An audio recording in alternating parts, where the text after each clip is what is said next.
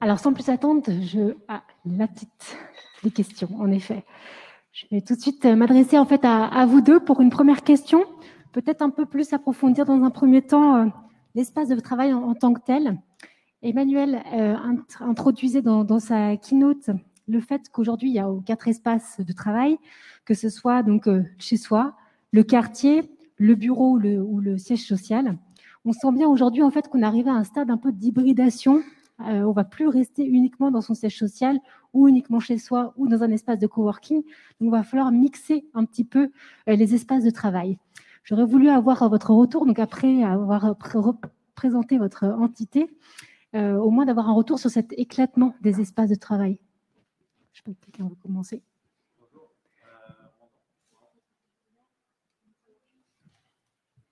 Là, ça marche, voilà. Donc, Clément Alteresco, enchanté. Donc, moi, je suis le CEO et fondateur de Morning. On développe des espaces de coworking en Ile-de-France. On fait de l'aménagement et de l'événementiel aussi. Pour répondre à votre question, effectivement, c'est le cas de beaucoup d'entre nous déjà. Cette idée qu'on n'a plus d'endroit spécifique pour bosser. Mais ce qui est intéressant avec ce qui s'est passé collectivement ces 6 derniers mois, c'est que ça s'élargit à une population beaucoup plus large. Avant, on disait grosso modo aux salariés, voilà ton siège, tu vas te mettre de 9h à 18h sur ton bureau et tu pourras coller la photo de ton chien et de tes enfants. Maintenant, ce salarié, il doit choisir où il travaille. On lui a délégué en fait cette responsabilité. Tu vas choisir si tu viens au bureau, si tu restes chez toi. On lui dit pas aujourd'hui s'il peut aller dans un espace de coworking. Et il y a un moment un peu de flou, je trouve, qui est hyper intéressant. Il y a des négociations qui sont en train d'arriver, syndicats, patronat, sur ces sujets de où on travaille. Et du coup, on est vraiment dans cette période très intéressante de ne pas savoir, et surtout le salarié ne sait pas forcément quels sont les droits, quelles sont ses responsabilités, où il doit travailler.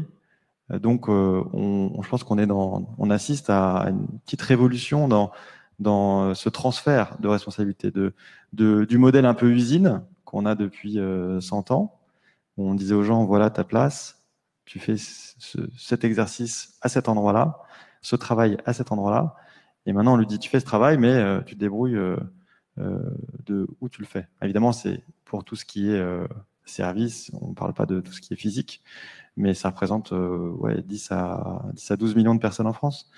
Donc, on est quand même sur un sujet qui est extrêmement intéressant et qui touche une masse de personnes, alors qu'avant, peut-être que c'était 5 à 10% de cette masse de personnes qui avaient la liberté de choisir là où ils travaillaient. Maintenant, voilà, c'est devenu quelque chose de plus large. Donc, voilà, on vit un temps superbe et moi qui suis dans le bureau, dans cette idée d'espace de travail, bah, je me pose plein de questions et collectivement, avec beaucoup d'interlocuteurs, c'est un débat sans fin qu'on est en train de créer et d'animer. Ravi d'en parler aujourd'hui. Pardon, donc moi je vais enlever mon masque, désolé, ce sera plus simple pour parler. Donc Guillaume Savard, l'année dernière en fait j'ai pris 2 décisions fondatrices. J'ai créé Upside, qui est une société où nous sommes 10 aujourd'hui et nous réalisons des missions de conseil, d'assistance à maîtrise d'ouvrage pour des entreprises qui souhaitent se transformer en utilisant les leviers que sont le travail et des espaces de travail. Et la deuxième, j'ai suivi les injonctions d'Emmanuel puisque j'ai démarré des études de philosophie, donc j'attaque ma 2e année à la rentrée. Voilà. Et sur votre question, je pense qu'on est face à la théorie du dentifrice, c'est-à-dire que les entreprises, suite au confinement, ont poussé la porte du télétravail, un peu malgré elles. Le télétravail avant le Covid, c'était 4% péniblement des salariés. C'était un peu une maladie honteuse. Il y avait beaucoup de télétravail officieux. On l'accordait aux collaborateurs dont on était vraiment sûr, des gens de confiance qui travaillaient beaucoup. Donc, c'était absolument pas répandu ni assumé. Et aujourd'hui, on estime qu'on est sans doute à 15-20% de télétravail, mais cette fois-ci officiel. Et donc, je rejoins Clément sur le fait que ça change totalement la donne, puisque les entreprises se retrouvent face à une modalité officielle, assumée et qu'il faut organiser. Je crois que la NDRH communiquait cette semaine sur le fait qu'il y avait 400 accords de télétravail en cours de négociation. Donc, on voit bien que tout le monde se saisit du sujet. On a beaucoup glosé sur PSA qui pousse le curseur extrêmement loin. Mais nous, ce que l'on observe chez nos clients, c'est que la jauge moyenne, c'est 2 jours de télétravail, encore une fois, réellement pratiqué. Donc, au-delà du nombre de jours par semaine ou par mois, ce qui compte, c'est savoir si les collaborateurs s'en saisissent. Et il est vrai que ça pose la question de l'organisation de ce télétravail et de l'hybridation du travail. Et ce que l'on perçoit chez nos interlocuteurs, c'est un grand désarroi. Donc, je pense que la vie des entreprises était déjà très compliquée avant le Covid. Elle l'est encore plus aujourd'hui, parce qu'il faut gérer une situation économique que tout le monde connaît, des transformations immenses sur lesquelles Emmanuel a élaboré, et en plus, cette organisation du travail selon des modalités totalement nouvelles, avec là aussi une grande découverte pour les entreprises. C'est l'adage de Warren Buffett qui disait que c'est à marée basse que l'on voit qui nage sans maillot de bain. Aujourd'hui, avec le fait que les salariés peuvent, comme le dit Clément, choisir finalement d'une certaine manière le lieu où ils travaillent, on s'aperçoit que beaucoup de collaborateurs ne veulent pas revenir au bureau et les entreprises sont confrontées au fait, à la pauvreté, à la médiocrité, je dirais même, pour utiliser un terme un peu fort, de leur management. Et ça, comme le disait Emmanuel, c'est un sujet beaucoup plus vaste, beaucoup plus profond. Réformer son management que d'acquérir un ou deux canapés, de mettre un bout de Wi-Fi, l'inévitable baby-foot et de considérer qu'on a fait le job. Donc je suis d'accord, période extrêmement exaltante, mais des sujets extrêmement profonds qui ne vont pas se résoudre en quelques semaines, c'est certain. Alors, est-ce qu'on pourrait d'ailleurs approfondir un peu la question de management, parce que donc vous parliez de transfert de responsabilité aux salariés quant à son choix d'espace de travail. Vous notiez aussi le désarroi qu'on peut sentir dans les entreprises. On sent bien donc du coup que le management va devoir évoluer, que la culture d'entreprise va aussi devoir évoluer et s'adapter par rapport à cette dispersion des salariés dans les entreprises.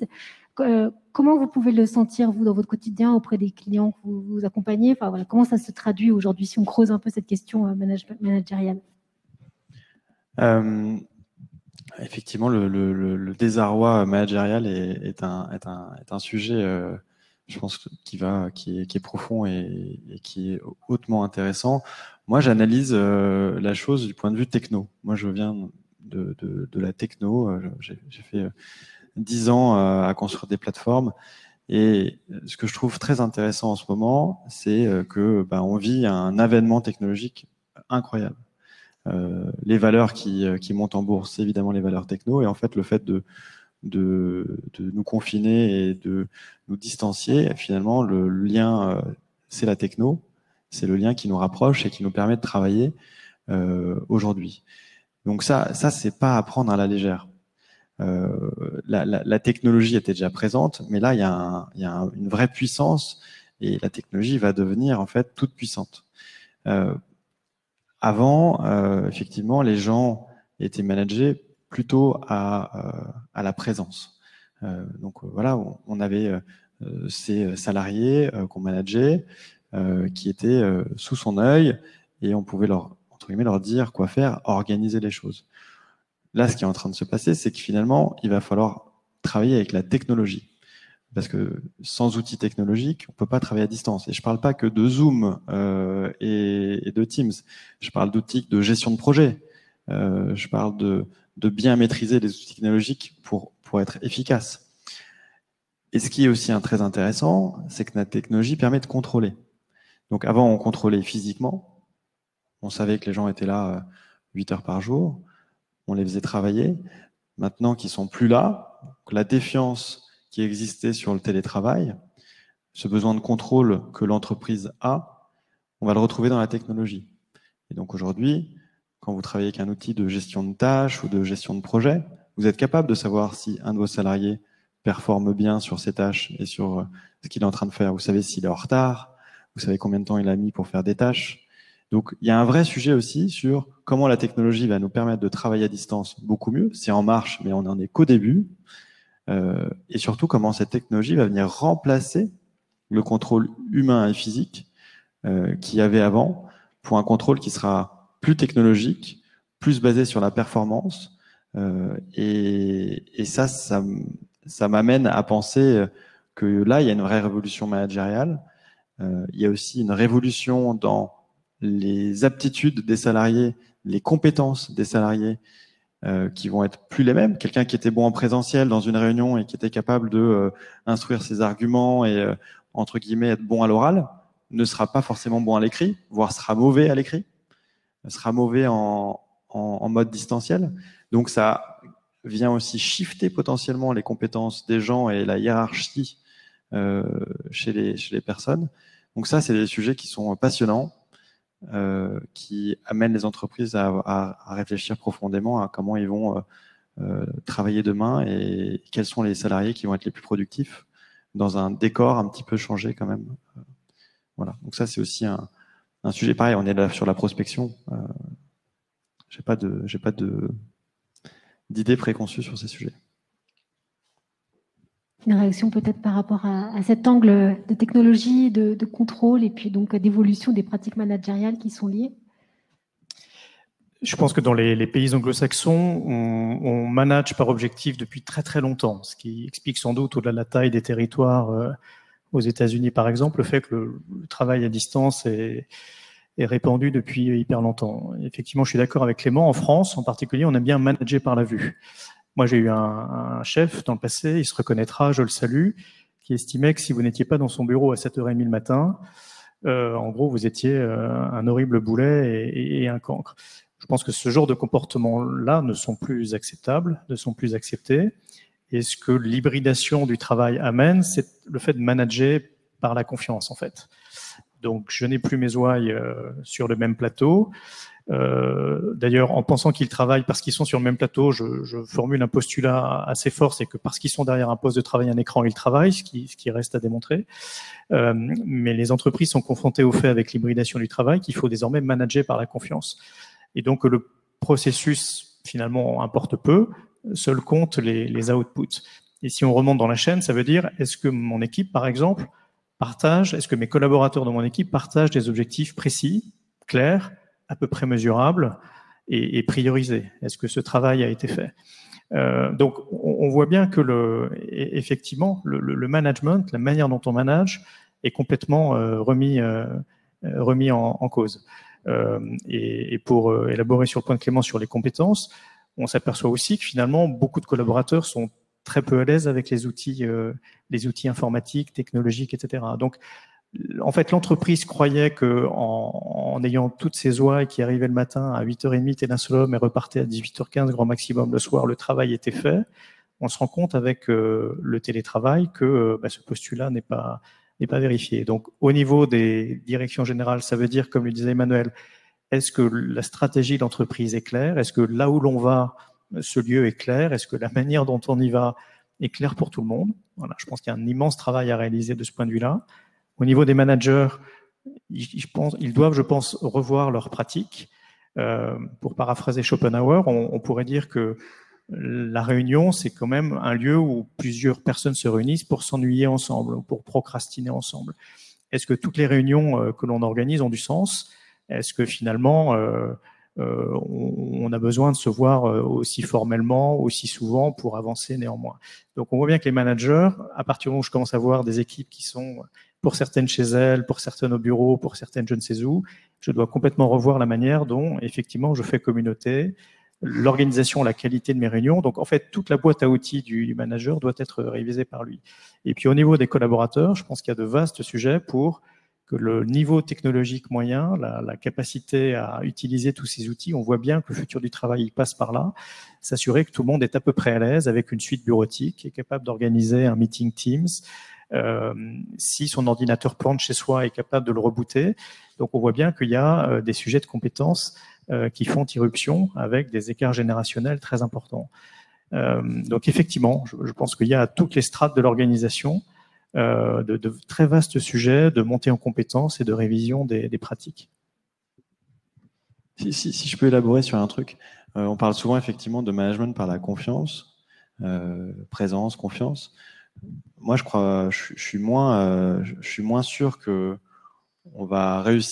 l'entreprise va réussir à faire confiance, parce que l'entreprise est quand même un organisme qui profondément a besoin de contrôle et a besoin de contrôler ce qui se passe.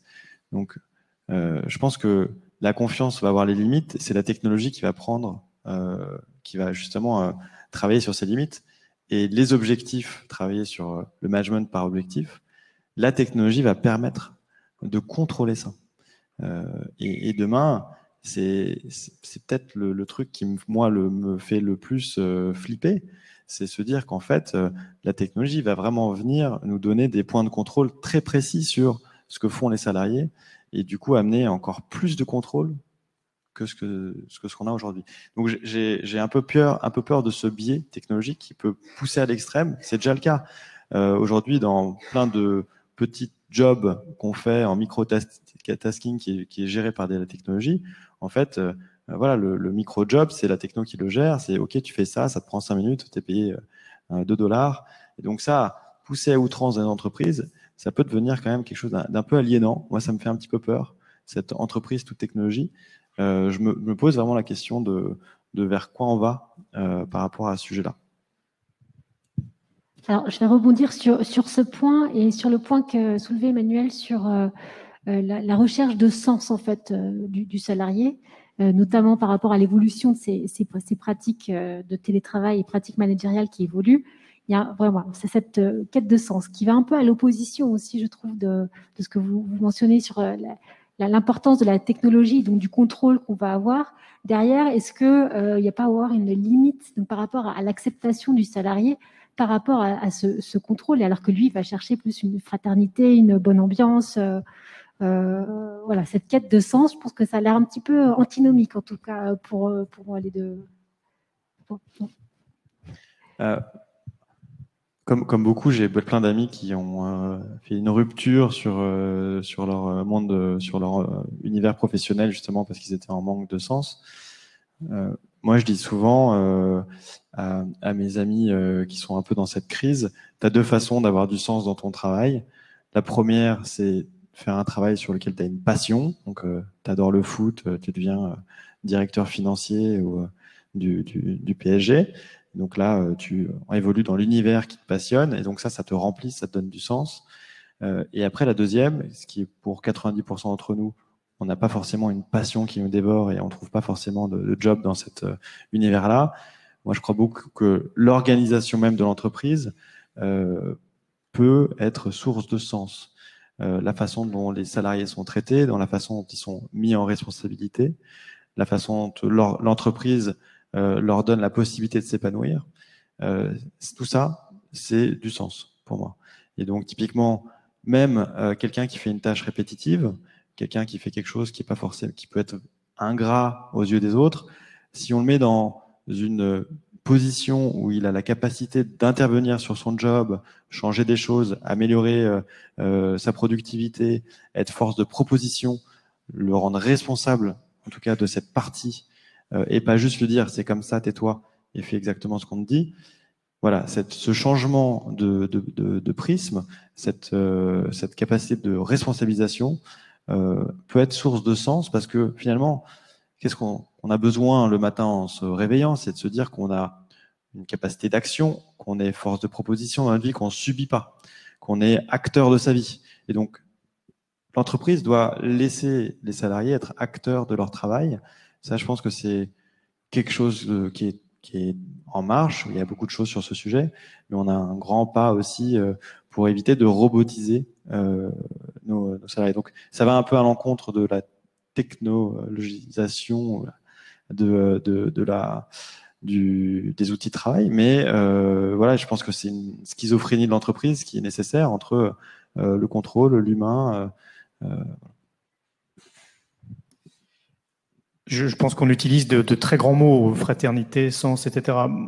Nous, ce que l'on observe, et ça ne veut pas dire que je ne suis pas d'accord avec ça, mais je pense que la plupart des gens, dans la plupart des entreprises, ont des attentes très simples. Ils veulent, quand ils viennent le matin, disposer d'un poste de travail, avoir des conditions de travail décentes. Si on leur ouvre la possibilité du télétravail, que ce soit fait avec sincérité, c'est-à-dire qu'on ne les mette pas à l'amende sous prétexte qu'ils se saisissent de cette modalité qu'on leur propose, accessoirement qu'ils puissent aussi chez eux travailler dans des bonnes conditions si cette modalité devient réelle. Ils veulent avoir le temps de travailler correctement, donc qu'on leur donne aussi les moyens à travers le rapport au temps de travailler correctement. Et très fondamentalement, je pense que les gens sont à la recherche de cohérence. Je pense que dans les entreprises, les salariés crèvent du fait que on est dans des logiques post-factuelles où quand on lit le rapport annuel et quand on le compare avec ce qu'on vit au quotidien, les deux sont totalement orthogonaux. Donc voilà, est-ce que c'est du sens? Je ne sais pas. Est-ce que c'est une cohérence incarnée? Très, très certainement. Et ce qui est certain, c'est que avec cette hybridation du travail dont on a parlé, qui est une tendance lourde, qui va quand même mettre du temps à se décliner, puisque on a quand même un prisme très parisien, on a un prisme très tertiaire. Enfin, je pense qu'il y a quand même beaucoup de biais dans notre analyse. Il est clair qu'à partir du moment où on commence à varier encore un peu plus les manières de travailler, oui, il est certain qu'il va falloir que l'entreprise propose un projet, des lieux extrêmement cohérents pour voilà, garder tout le monde sur le même bateau. Et donc ces enjeux de pourquoi je suis dans cette entreprise, quelle est sa stratégie, quelles sont ses valeurs, qu'est-ce que l'on me demande de faire, qu'est-ce qui est prioritaire, qu'est-ce qui l'est moins, quelles sont les bonnes attitudes attendues à tous les niveaux. Ça, il va devenir extrêmement important pour les entreprises d'être clair là-dessus. Il est sûr que les lieux vont aider à incarner cela, mais cette nécessité, elle est encore plus forte à partir du moment où je virtualise dans une certaine mesure l'entreprise. Ça, c'est certain. Alors, pour approfondir la question du lieu, l'évolution en tant que telle de l'espace, vous mentionnez lorsqu'on préparait l'entretien que notamment les salariés ne voulaient pas forcément revenir dans les locaux. Donc, il y a d'un côté ça, il y a aussi le besoin des salariés de se retrouver, créer du lien entre eux, avoir cette dynamique d'équipe. Et c'est vrai que le bureau, se retrouver autour d'une machine à café, ça aide. Quelles évolutions vous voyez donc par rapport au lieu en tant que tel du travail ?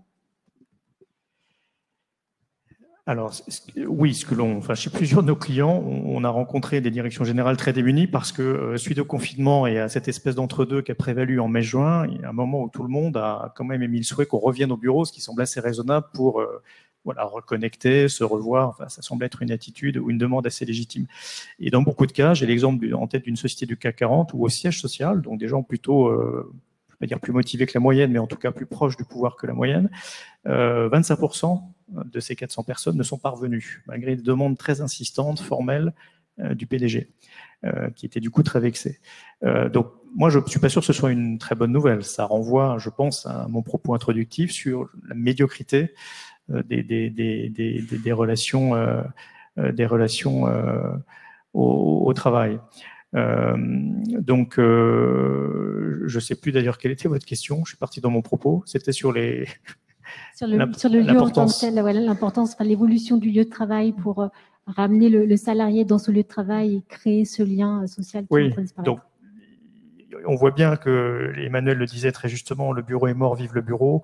On a beaucoup glosé sur un cas très extrême qui était celui de PSA, mais on a besoin du bureau. Et d'ailleurs, personne n'a parlé de virtualiser l'entreprise. On parle péniblement de 2 jours de télétravail en moyenne par semaine. Donc, on est très très loin de proclamer la mort du bureau. Mais il va falloir mener effectivement une réflexion sur qu'est-ce que l'on vient faire au bureau. Les bureaux vont devenir des lieux de destination, c'est très clair. Je viendrai au bureau si j'ai des choses à y faire précises, si on m'y propose des infrastructures que je n'ai pas chez moi.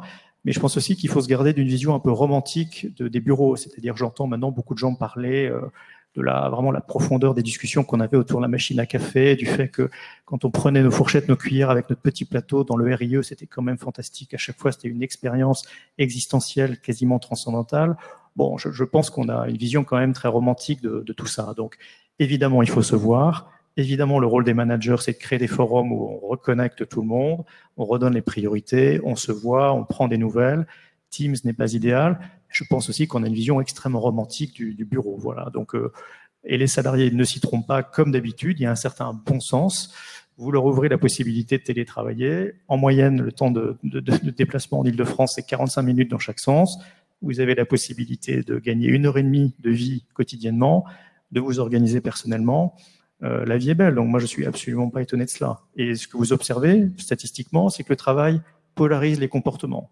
Donc ceux qui bossaient comme des brutes au bureau bossent encore plus comme des brutes chez eux. Ceux qui peignaient la girafe au bureau, il y en a, peignent encore plus la girafe chez eux. Et entre deux, ceux qui essayaient de faire leur boulot correctement continuent de le faire tout aussi correctement. Donc voilà, tout change et rien ne change, pour reprendre la phrase du Guépard. Voilà, donc oui, il y a des évolutions fortes. je pense que ça bouge des choses au sein des entreprises très profondes et je ne suis pas sûr que ce soit une bonne nouvelle d'ailleurs, parce que face à la complexité du contexte, ça oblige les directions générales, si elles veulent se saisir de ce sujet, à faire un travail voilà, de réflexion très important. Après, à la fin du bottom line, ce que je trouve intéressant, c'est qu'on a des modalités de travail sans doute plus en phase avec les attentes des salariés. Pour les territoires, on en parlait, je pense que ça ouvre effectivement des perspectives extrêmement intéressantes. Voilà, et donc si le coronavirus permet d'officialiser 2 jours de télétravail chez moi dans un tiers-lieu, la vie est belle et les réunions continueront et on continuera de ne rien décider à l'issue des réunions et ce sera parfait comme ça. On s'ennuiera toujours autant. Alors, si on part donc si la question c'est l'espace et comment on va utiliser les espaces, moi je crois que si on pousse un peu le trait de ce qu'on vient de se dire sur le management et qu'on passe à plus de confiance et plus d'autonomie des salariés dans leur gestion de leur travail, en fait on va aussi leur dire progressivement c'est toi qui décides de où tu travailles. C'est toi. Ça veut dire quoi? Ça veut dire que si je suis quelqu'un qui a le matin besoin de me réunir avec mes collègues, je vais devoir choisir l'espace qui va bien avec ça. Si mardi je dois pondre un rapport ou faire une présentation et que j'ai besoin d'un endroit calme, je vais peut-être choisir d'aller au siège, mais pourquoi pas rester chez moi, ou aller dans un espace de coworking en bas de chez moi pour m'éviter l'heure et demie de transport quotidienne. Si j'ai un client dans le centre de Paris, que mon siège est à Marne-la-Vallée, et peut-être que je vais pas y aller, je vais prendre un espace de coworking pour bosser la journée à côté de mon client à Paris. En fait, je vais organiser les espaces en fonction de mes besoins, de mon métier, de ma personnalité et de mes besoins personnels aussi. S'il y a le plombier qui passe mercredi matin, je vais peut-être rester chez moi. Donc, ça, je trouve ça très fort et très important dans une vision où on redonne et on apprend, parce qu'aujourd'hui, le salarié moyen ne sait pas faire ses choix. Déjà, il ne sait pas où il peut travailler. On lui a dit, tu vas au siège ou tu restes chez toi. Mais il y a plein d'autres espaces potentiels. On peut louer des salles de réunion partout à Paris. On peut prendre des espaces de coworking pour bosser la journée à droite, à gauche. Donc, en fait, demain, l'entreprise, je pense, si je tire le trait, elle va dire aux salariés, voilà les possibilités. Tu as le siège pour te réunir, être créatif, faire ce genre d'activité. Si tu veux être productif, tu peux aller là. Si tu veux te réunir, tu peux aussi aller là. Et moi, je crois beaucoup à cette entreprise en réseau, cette entreprise déportée qui permet aux salariés de bosser partout dans des bonnes conditions. Et donc, je sens les choses dans les conversations que j'ai avec des interlocuteurs arriver. On n'a plus envie de faire l'heure et demie de trajet, ça c'est une évidence. En revanche, bosser chez soi, c'est pas du tout la panacée, c'est pas du tout ce que les gens veulent.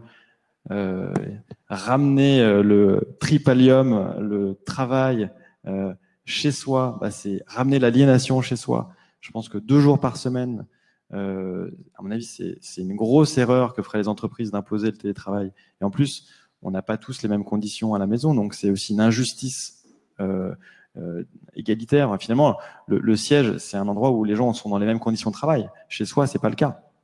Donc là, il y a une vraie injustice. Donc moi, je crois beaucoup à un développement des espaces de coworking de quartier. En Ile-de-France, par exemple, il y a à peu près 500 espaces de coworking. Il y en a très peu qui sont en deuxième couronne. Il y en a finalement pas. Il n'y a pas de maillage territorial qui permet à un salarié qui est à Gentilly d'aller bosser à 10 minutes, un quart d'heure de chez lui. Donc ça, il faut que les politiques, et c'est un sujet que je travaille aussi avec Nexity, prennent le sujet en main. Pécresse avait dit qu'elle voulait 1000 espaces de coworking en Ile-de-France. On n'y est pas. Et je sais qu'il y a eu beaucoup de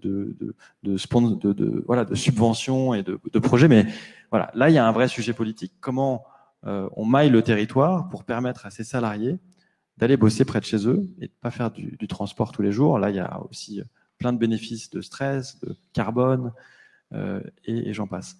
Donc, l'espace de demain, ça va être un espace qui s'adapte aux besoins du salarié. Et il va falloir apprendre aux salariés à servir des espaces disponibles. Et donc là, il y a vraiment 10 ans devant nous, je pense. Plein de choses qui vont se passer, mais qui, à mon avis, vont dans ce sens. de réappropriation de l'espace par le salarié et donc du coup de différents usages, différents espaces avec, comme le disait Guillaume, je pense un siège qui va rester une destination et comme le disait Emmanuel, le cœur de l'entreprise, la vision, l'ADN doit se retranscrire dans ces espaces totems qui symbolisent l'entreprise et qui vont être dédiés à des activités sûrement beaucoup plus collaboratives et beaucoup plus en lien avec, on va dire, l'humain, la culture que veut transmettre l'entreprise. Donc voilà, c'est très prospectif, mais je pense qu'il y a des nouveaux marchés qui s'ouvrent. Moi, je fais du coworking. On est centré sur les zones denses, Paris, un peu première couronne. Et donc moi, là, je vois un vrai marché s'ouvrir sur les zones périurbaines, la ruralité, avec sûrement des plus petits espaces qui vont émerger un peu partout. Donc ça, c'est je pense, une super zone de développement. Donc vous avez anticipé ma question de voir justement l'évolution du territoire par rapport à ces questions de nouveaux espaces de travail. On voyait tout à l'heure dans la vidéo Anne Hidalgo qui voulait la ville du quart d'heure, on parlait du salaire urbain, enfin, donc il y aura plein de choses qui vont se mettre en place pour faire évoluer ces lieux. Là, vous parliez de plus d'ouverture d'espaces de coworking. Peut-être vous, dans les relations que vous pouvez avoir avec vos partenaires ou clients, vous avez peut-être vu aussi des premières pistes d'évolution du territoire par rapport à ces espaces de travail et comment rendre, parce qu'on sent aussi que ça va être un vrai facteur d'attractivité des territoires. Ce qui est certain, c'est que d'un point de vue macroéconomique, l'inflation est morte, donc l'inflation sur les biens, les services, les salaires est morte. En revanche, l'inflation sur les actifs, notamment immobiliers, va continuer. Donc, c'est une mauvaise nouvelle pour les salariés parce que les difficultés à se loger dans des immeubles dont les prix des appartements vont continuer à augmenter va perdurer parce que les salaires, par ailleurs, ne vont pas suivre. Donc, macroéconomiquement, tant que les taux d'intérêt seront aussi bas, et a priori, ils sont partis pour rester bas très longtemps, cette déconnexion entre la valeur des actifs réels, en particulier immobiliers, le logement, et l'absence d'inflation sur les biens, les services et les salaires, va poser d'immenses problèmes pour notamment les plus jeunes pour se loger. Donc, si l'hybridation des espaces de travail permet d'offrir la possibilité à des collaborateurs de s'installer, bien que bossant à Paris, parce que il y a quand même des logiques de cluster. Il y a quand même un moment où ça a été théorisé à de nombreuses reprises. Paris est un cluster parce que j'y trouve tout ce qu'il faut pour créer une économie de premier ordre, des universités, des infrastructures, etc., etc. Mais si l'hybridation du travail permet de déconnecter un petit peu le fait que les sièges sociaux sont à Paris et le resteront encore longtemps, et le lieu de résidence des salariés, je pense que c'est une évolution extrêmement intéressante. Je pense que c'est dans les mains des politiques. Je crois effectivement beaucoup au fait que les mairies proposent systématiquement des espaces de coworking. Il faut trouver un modèle économique. Ça ne marchera que si ces tiers-lieux sont en proximité immédiate du domicile des salariés. Mais encore une fois, j'attire l'attention sur le fait qu'au niveau des entreprises, cette capacité à autoriser ce changement, ce management par la confiance qu'évoquait Clément tout à l'heure, ce sont des tendances très très longues et je pense qu'on n'y est pas encore. Donc la demande est là, l'offre va sans doute se mettre en place. D'un point de vue économique, d'un point de vue même politique, ça fait beaucoup de sens pour éviter que tout explose. Mais je pense que dans les entreprises, et tant en particulier qu'une certaine génération de managers sera aux commandes, qui a été éduquée quand même avec des modes de management très classiques, ces tendances auront du mal à devenir une réalité statistique importante. Mais c'est une tendance, mais qui va sans doute se déployer sur un temps très long. La ville de quart d'heure, Carlos Moreno, on a eu la chance de le recevoir il y a peu de temps chez nous. Ce qui est vraiment intéressant, c'est que lui, il dit en fait, il faut éviter les flux, les flux permanents entre les gros clusters et des villes où on dort. Il faut recréer ces zones où on a tout à proximité et finalement on vit, on travaille dans des endroits qui sont à proximité. Donc là, je crois qu'on touche le vrai du sujet, c'est comment la politique urbaine va venir se saisir et s'emparer de l'opportunité que représente les changements qu'on est en train de vivre sur le travail et l'organisation pour pouvoir remettre de l'activité économique au niveau local et permettre aux salariés aussi de rester consommés dans les villes, les petites villes qui sont quand même vachement désertées. Il y a toute cette problématique du centre urbain qui dépérit. Donc là, il y a une vraie opportunité pour toutes ces petites villes moyennes de recréer de l'activité économique en gardant les salariés qui avant partaient bosser ailleurs en voiture, chez elles, pour recréer une activité locale. Donc, et voilà, cette idée qu'on aura finalement beaucoup plus de choses au niveau local. Voilà, ça c'est la théorie de la ville du quart d'heure, et c'est vrai qu'elle prend beaucoup plus son sens aujourd'hui avec l'amélioration de la capacité à bosser à distance. Donc là, je pense que toutes les mairies, effectivement, sont en réflexion sur la création de petits espaces de coworking pour attirer. Voilà. Bon, moi, j'ai pas mal de coups de fil dans ce sens-là. Voilà. Et c'est pas encore notre modèle, malheureusement, parce que le business model d'un espace de coworking, il fonctionne aujourd'hui quand même plus en zone dense. Donc, il faut arriver à créer des nouveaux modèles qui vont permettre d'équilibrer les comptes pour que ça marche aussi dans des zones moins denses. Merci beaucoup. Il nous reste un petit quart d'heure. Je vais vous proposer de passer aux questions-réponses. Et donc, je vais inviter Emmanuel à nous rejoindre. Alors, il y a des questions en ligne. Il y a aussi des questions en public. Pour ceux qui sont en public, je vous invite à aller vers le micro. Voilà, pour pouvoir poser votre question. Oui, bonjour, vous m'entendez bien? Ouais. Bonjour à tous. Merci pour les propos. Je voulais dire qu'on a beaucoup parlé de confiance et de contrôle. Et on a eu, je trouve, une vision un peu unilatérale de la confiance dans le sens manager vers le subalterne. Et je dois dire que pour moi, c'est ne pas prendre en compte un certain nombre de choses qui se passent vis-à-vis de la défiance envers toute forme d'autorité, en tout cas une crise plus générale de la confiance et de l'autorité. Et je trouve qu'il y a dans le discours de revenez au bureau, le confinement est terminé, quelque chose d'assez insupportable et assez infantilisant pour des gens qui, d'une part, auraient réussi avec succès le confinement, de maintenir son activité professionnelle, personnelle, ses enfants, etc., qui ont trouvé une organisation propre, faite de bricolage, qui ont eu souvent, et c'est le cas de beaucoup de personnes avec qui j'ai discuté, des moments de révélation finalement sur le sens de leur vie pendant ce confinement-là, et de se dire finalement, les gars, la récré est finie, retournez au bureau. C'est vraiment une forme de négation des individus. Je pense que c'est une grosse forme d'incompréhension pour les entreprises qui pensent que finalement le bureau va solutionner tout ça, et c'est un peu, pour moi, symptomatique de ce que le paternalisme peut faire de pire, quoi, en disant le travail fait tout, le lieu du travail est le lieu de tout, et finalement, peu importe qui vous êtes individuellement, revenez bosser, et c'est la fin de la récré. Voilà. Je ne sais pas si ça vous génère des remarques. Je suis assez d'accord avec ce que tu dis, mais c'est dans le gris qu'on trouve la vérité souvent, dans la zone de gris. Donc c'est le retour au bureau, il est nécessaire parce que l'entreprise, elle a besoin, l'entreprise qui s'est montée, parce qu'il y a des entreprises qui se montent à distance et sur lesquelles la culture de départ est une culture numérique, et donc il n'y a pas ce besoin physique.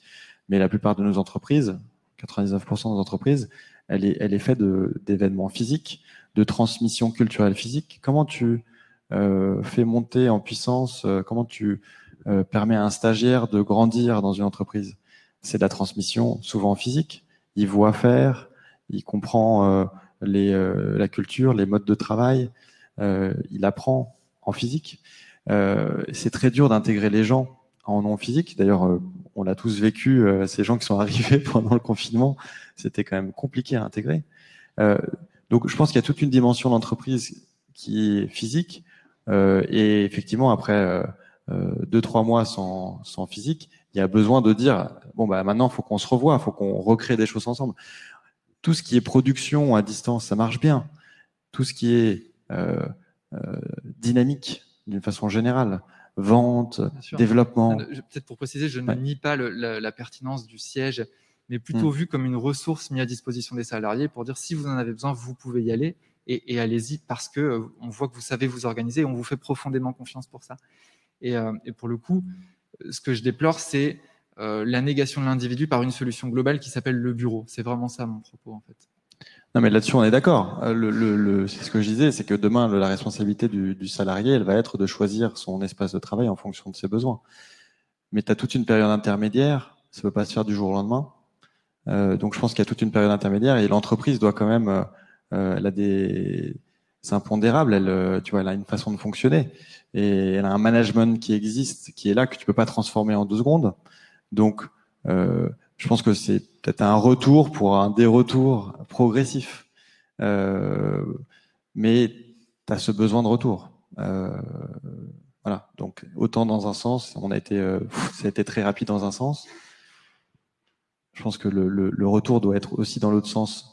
Et après, progressivement, on va améliorer notre façon de redonner de la responsabilité aux gens, si c'est ça ton point. Mais en tout cas, ce qu'on a vécu va dans le bon sens, je trouve, par rapport à ce que tu dis. Peut-être pour ajouter un élément, moi j'entends dans ta phrase le côté très infantilisant, et d'ailleurs je partage le constat. Je trouve que l'époque est intéressante parce que viennent se confronter 2 types de chefs. Il faut appeler un chat un chat. Tu as des gens qui sont extraordinairement mal à l'aise avec le télétravail parce qu'ils ne peuvent pas contrôler leurs ouailles en direct. Et c'est vrai que le monde du travail, le droit social a été pensé et construit sur du présentiel. Et d'ailleurs, ça a favorisé dans les écueils négatifs l'émergence de ce qu'on appelle les petits chefs. Donc, tu as des gens comme ça qui sont hyper mal à l'aise parce qu'en fait, ça remet en cause tout ce qu'ils sont. Et tout leur pouvoir repose sur... toute leur légitimité repose sur le fait d'être en capacité de superviser Pierre-Paul Jacques du matin au soir. Donc là, c'est sûr que c'est hyper inconfortable. En face de ça, tu as une génération de chefs un peu différente, et ça n'est pas une histoire d'âge, c'est une histoire de regard qui est porté sur la fonction, où être chef n'est pas une histoire de statutaire, mais c'est une mission à un moment donné, managériale, globale, stratégique, qui porte, je crois, un regard sur le travail à distance qui est très différent. Ils sont beaucoup plus à l'aise parce qu'en réalité, le télétravail ne vient pas remettre en cause ce qu'ils sont. C'est une façon différente de travailler et ça donne de la marge à un concept dans lequel on croit beaucoup chez les Bosons qui s'appelle la subsidiarité, qui pour moi est l'alpha et l'oméga d'entreprises résilientes, ultra performantes et de gens qui sont engagés et qui trouvent du sens, quel que soit le secteur d'activité. La subsidiarité, c'est la fonction prime sur le grade. On laisse l'autonomie et la responsabilité au niveau le plus opportun. Traduit dans l'espace, c'est si le mec il peut télétravailler et qu'il veut télétravailler et qu'en fait ça ne change rien sur le delivery, fine. Mais s'il y en a qui ont besoin absolument d'aller se ressourcer dans des endroits collectifs, ils doivent pouvoir le faire. Et c'est moi, manager ou chef, qui dois me plier en 1000 morceaux parce que c'est mon job, c'est ma responsabilité pour être au service d'un corps social à géométrie variable et de gens dont le seul engagement, c'est de donner le meilleur pour atteindre le résultat qui est escompté. Ça, c'est 2 visions managériales qui sont aux antipodes. Le télétravail cristallise cette fracture. Et nous qui accompagnons des dirigeants, on le voit bien. C'est-à-dire que t'as 3 types de populations. Tu as des gens qui sont en train de dire, mais en fait, les gens ne veulent absolument pas télétravailler, c'est pas vrai du tout. Ils veulent tous absolument revenir en présentiel H24, 5 jours sur 5. T'en as d'autres qui disent, OK, en fait, j'ai une révélation à l'occasion de ce confinement. Et finalement, on a tellement besoin d'extraordinaires managers aujourd'hui. Et c'est tellement ce que je veux faire. Qu'en fait, je veux grandir là-dessus. Cette géométrie variable est un challenge à relever. C'est révélation pour moi. Et puis, entre les deux, tu as beaucoup de managers quand même qui sont interpellés, qui sont en transition et qui sont très conscients de tous les enjeux qu'on est en train d'évoquer. C'est-à-dire que c'est avant tout un changement de posture qui préfigure dans les années à venir un changement de culture dans l'entreprise. Et c'est intéressant parce qu'il est bottom-up et que c'est tout en bas de la pyramide qu'on est en train de faire évoluer la culture managériale et la culture tout court des organisations. Rapidement, mais je ne veux pas prolonger, il y a sans doute d'autres questions. 2 points. Je pense que beaucoup ont quand même oublié que l'entreprise, enfin, ce qu'est une entreprise, c'est quand même un endroit où on emploie des tâcherons. Enfin, c'est dur à admettre, mais je loue mon travail à un employeur. Et c'est vrai que le confinement où j'étais chez moi, il a fait très beau, je suis devenu un expert en barbecue, avec un salaire qui continue à tomber, une charge de travail qui, pour certains, s'est un peu étiolée. Voilà, certains ont peut-être oublié qu'une entreprise consistait quand même à mettre à disposition sa force de travail moyennant rémunération, ce qui est une vision, je suis d'accord, extrêmement minimaliste de l'entreprise. Deuxième point sur le rôle du chef, et pour compléter le point d'Emmanuel, on a parlé un peu philo, Baden-Powell, fondateur du scoutisme, définit ce qu'est le chef. Le chef, c'est pas celui qui court devant avec la troupe qui essaye de suivre, c'est celui qui ferme la marche et s'assure que tout le monde reste sur le sentier. Et pour extrapoler à l'immobilier, est-ce que mon siège est un siège archi-statutaire où le PDG accède par un escalier, un ascenseur privé à son bureau, ou est-ce que c'est une plateforme effectivement où je mets à disposition des ressources pour mes salariés? Donc voilà, comment envisage-t-on le rôle du chef et l'autorité? Alors, une autre question en fait, sur le statut du salariat, notamment donc, en réaction au fait qu'aujourd'hui on pourra contrôler par la technologie les salariés. Est-ce qu'au final, le fait de pouvoir contrôler à distance, ça ne va pas nous amener à une délocalisation, une externalisation en fait, de ces compétences et donc derrière, n'être plus être salarié en fait, de l'entreprise, mais être un freelance. Donc par exemple, je ne sais plus, moi, ne pas avoir de service de compta, que ce soit délocalisé, La freelanciarisation du travail, elle est à l'œuvre.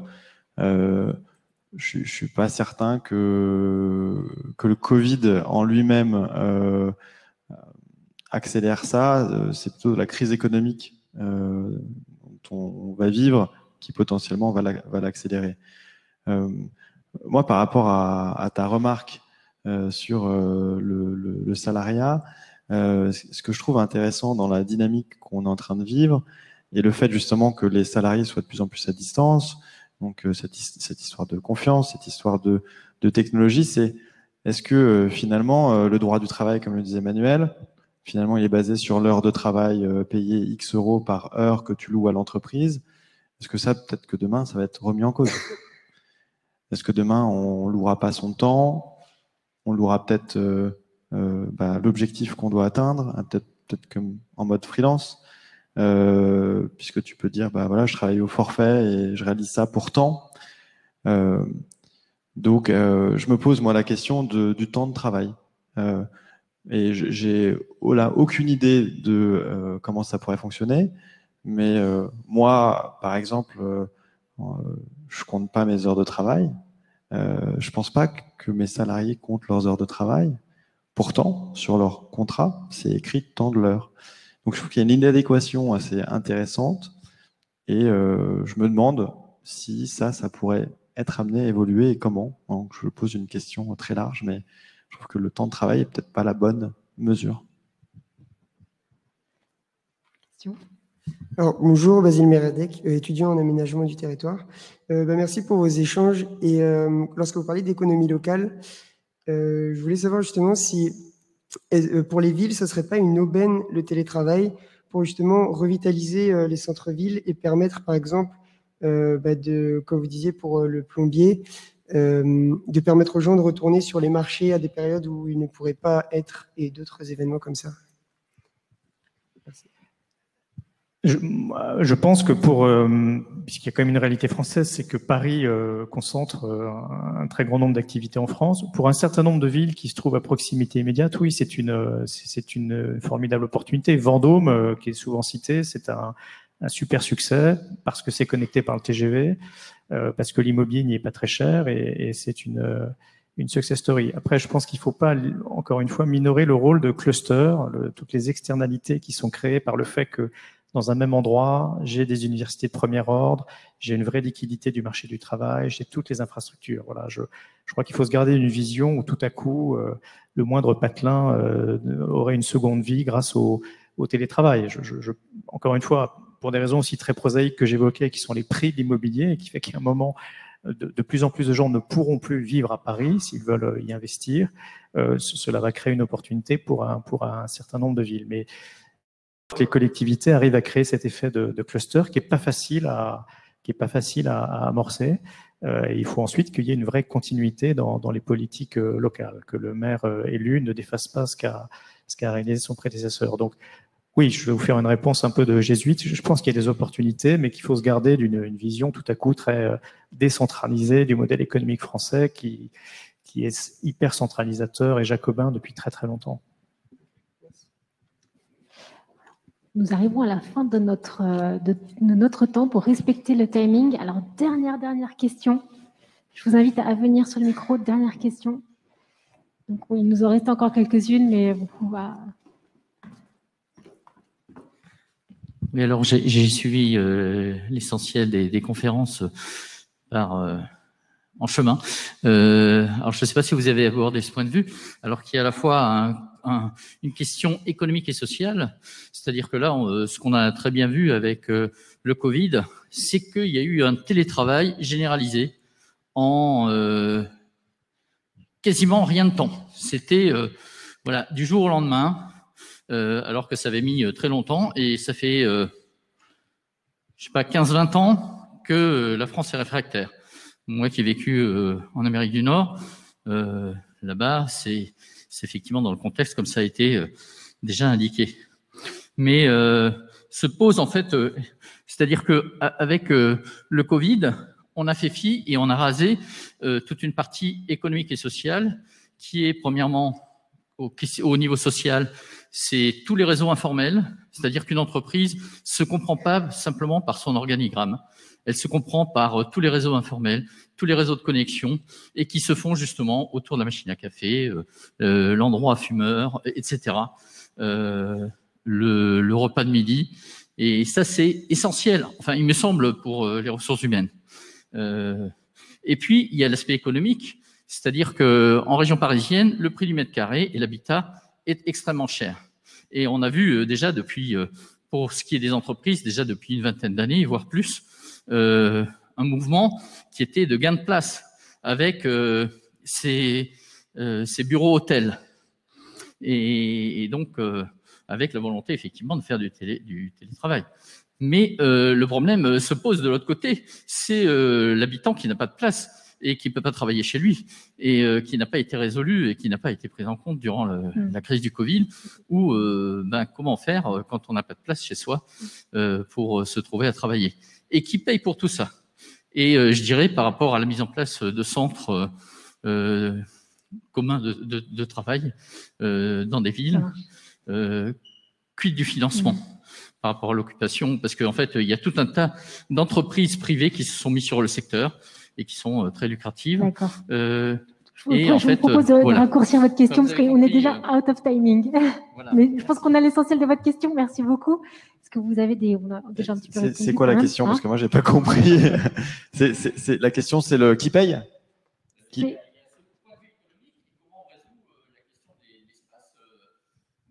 Qui n'est pas adapté en fait pour le salarié. En fait.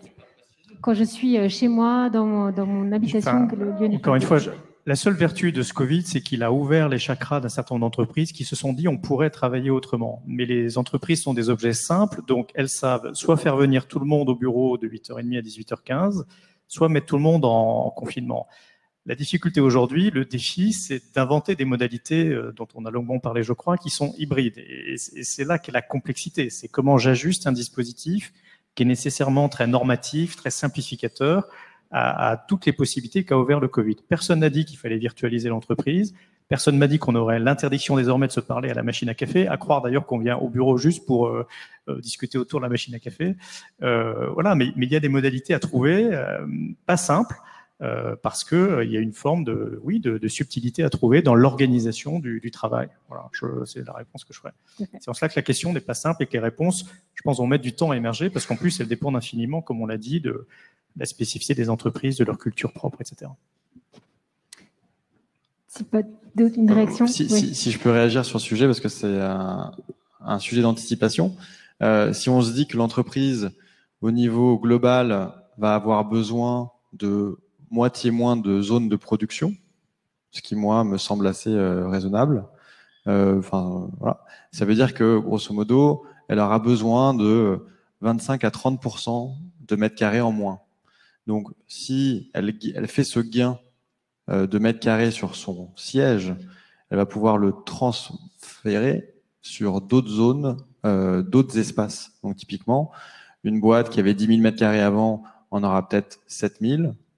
Et les 3 000 mètres carrés qu'elle ne paye pas, elle va s'en servir pour permettre aux salariés d'aller bosser dans des espaces de coworking ou louer des salles de réunion près de chez eux, partout.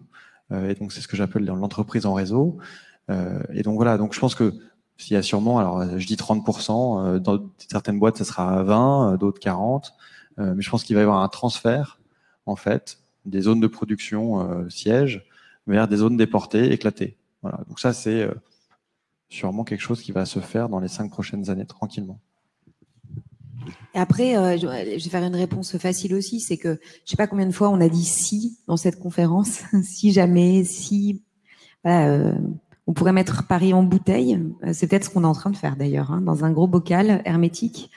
Moi, ce que je ressens aujourd'hui au sein des entreprises, c'est que personne n'arrive à figer l'avenir et que tout est à écrire, mais que c'est pas le bon moment. C'est-à-dire que aujourd'hui, on est tellement dans une incertitude absolue avec des variables qui changent en permanence. Au début septembre, les boîtes étaient en train de se dire c'est bon, c'est la reprise, on revient. Depuis une semaine, toutes les entreprises rétropédalent en disant en fait, l'incertitude est trop grande, les collaborateurs ne reviennent pas massivement au travail, le virus continue à proliférer et globalement, on n'arrive pas à décider dans l'incertitude. Donc, je crois qu'on peut faire des exercices de prospective. Je ne pense pas qu'il soit venu le temps d'arrêter des schémas encore. Parce qu'il va falloir laisser le temps au temps, et je sais que la période actuelle est extraordinairement inconfortable. Mais c'est ça aussi, hein, c'est un bon exercice de leadership, de se dire que parfois, on ne sait pas. On ne sait pas, et donc on suspend, on attend, on essaye de faire en sorte que ça se passe le mieux possible, en attendant de pouvoir, dans un monde d'aléas et d'incertitudes un tout petit peu apaisé, prendre des décisions et poser des convictions. Et c'est sur ça que je voulais peut-être conclure pour faire une pirouette avec mon propos initial, c'est que l'époque est extraordinairement intéressante parce qu'elle convoque les convictions de tout un chacun. Il ne s'agit pas simplement de se dire mais qu'est-ce qui va se passer ? Non, non, non. C'est surtout qu'est-ce qu'on va décider. Qu'est-ce que les dirigeants vont décider? Qu'est-ce que les actionnaires vont décider? Et nous, en tant que collaborateurs, en tant que travailleurs, qu'est-ce qu'on va accepter et qu'est-ce qu'on n'acceptera pas? Jusqu'où serons-nous prêts à aller? C'est pour ça que je pense que le véritable sujet, c'est comment est-ce qu'on va réapprendre à faire société demain quand on pourra reprendre nos esprits. C'est la véritable discussion qu'il faudra avoir. Sur ces mots, je vous propose de conclure l'événement et à vous remercier grandement pour la qualité de vos interventions et des échanges. Et donc, je vous souhaite à tous une très bonne journée. Rendez-vous ce soir pour notre prochain événement sur les cultures urbaines de demain. Merci encore et très bonne journée à vous.